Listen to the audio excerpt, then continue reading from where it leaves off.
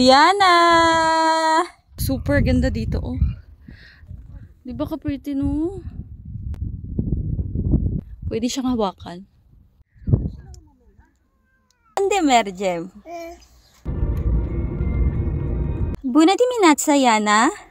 Onde mergem? Mergem la Lele! Good morning, everyone! At aalis nga kami pala today kasi pupunta kami doon sa may La Lele or sa Tulips Farm, which is located siya sa may Dial, kung hindi ako nagkakamali sa pronunciation. Bali, from our place, going to that place is 2 hours and 30 minutes siya. So, mahaba-haba kahit pa paano. And the weather is good today. Mamaya yung Yana, kapag malamig, isalagyan namin siya ng jacket. Dahil hindi ako nakagawa ng baon namin sa travel na ito, kaya bumili na lang yung aking asawa sa store ba. Tapos yan yung sandwich is para yan sa aming breakfast. Kaya yan, oh.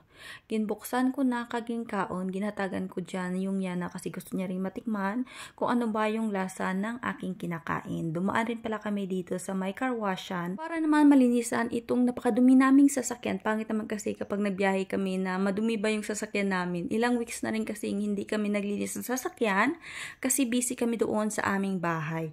Bumili rin pala ng 2 matatamis na cupcake yung aking asawa. Tapos yung flavor niya is vanilla and chocolata. Tingnan nyo naman ang napakagandang tanawin namin na dinadaanan. Kapag nakatira ka talaga sa mga probinsya dito sa Romania, napakaganda talaga ng view na makikita nyo sa daan. At feeling relax or chillax lang yan yung Yana.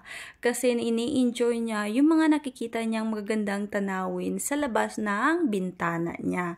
Nandito na pala kami sa other part ng Bucharest kasi dito kami dumaan at dito rin yung intersection papunta doon sa may Tulips Farm sa may area ng Pitești. At tingnan nyo naman, oh, grabe ang kwada or yung traffic. Finally, nandito na nga kami sa aming destination at kita nyo naman napakaraming sasakyan at napakalawak ng kanilang parking area at wala pa palang bayad yung kanilang parking area dito. Agad naming sinakay yung Yana sa kanyang stroller pero mahirap lang dito kasi yung entrance nila at yung kuhaan ng ticket, tingnan nyo naman yung daan, no? Umabato siya so mahirap talaga sa kagaya namin na meron kaming bata na dala at may stroller pa.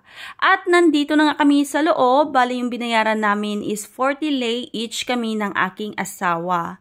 Tapos nagkamali pa kami ng dinaanan ba. Yung area na ito pala is yung area kung saan ka magkakat ng tulips dito ng flowers ba kung gusto mong bumili.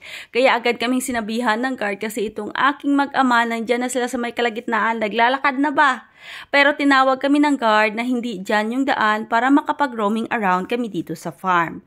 Tapos sa may harapan ng farm, mayroong area na ganito na pwede ka dyang magstay or mag-rest kapag ikaw ay napapagod na sa pag-iikot kasi sa sobrang init ba. Tapos yung tractor na yan is pwede ka ring makapag-pictures dyan kasi hindi na gumagana. At tingnan nyo naman, super ganda ng mga bulaklak dito. Talaga namang mamamangha ka sa pagpasok mo dito sa may farm kasi bubulaga sa inyo yung iba't ibang klase at nagagandahang mga tulips.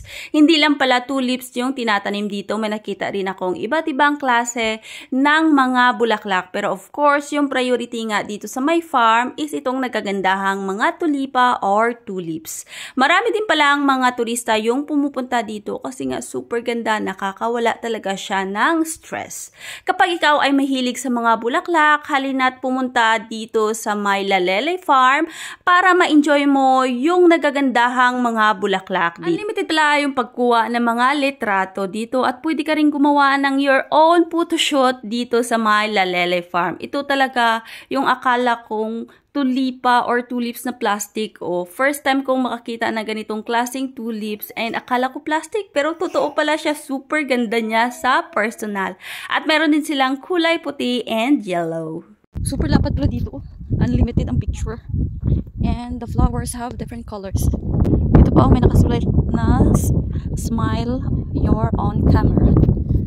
Huwag nyo niyo palang kalimutan na kapag pumunta kayo dito is magdala kayo ng inyong sombrero. Baka kasi sa mga panahon na yon is grabe talaga yung init. Kami kasi nang pumunta kami dito, super ganda ng panahon, mainit siya na may dalang hangin ba. Kaya nunid na para sa amin na magsuot ng sombrero at naikot na nga ng aking mag-ama itong farm at talaga naman nag-enjoy ang aming prinsesa. At dahil nga nag-jealous siya or nag-selos siya na tumayo yung tatay niya dyan sa may bisikleta, kaya ayan pinasakay siya namin dyan at habang kinukunan ko siya ng litrato and super ganda ng mga flowers talaga dito.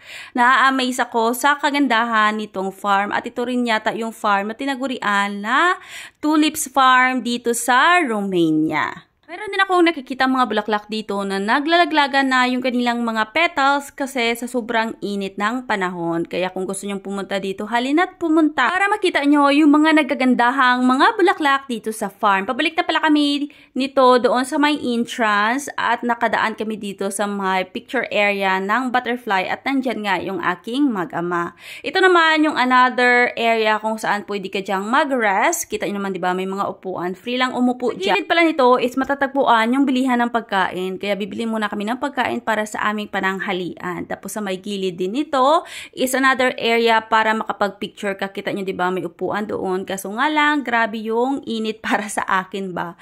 At nandito nga ako sa kanilang toilet. And in fairness sa toilet nila, napakalinis sa loob. At naghihintay na nga kami dito sa labas ng aming sasakyan kasi pinapalamig namin sa sobrang init ng panahon.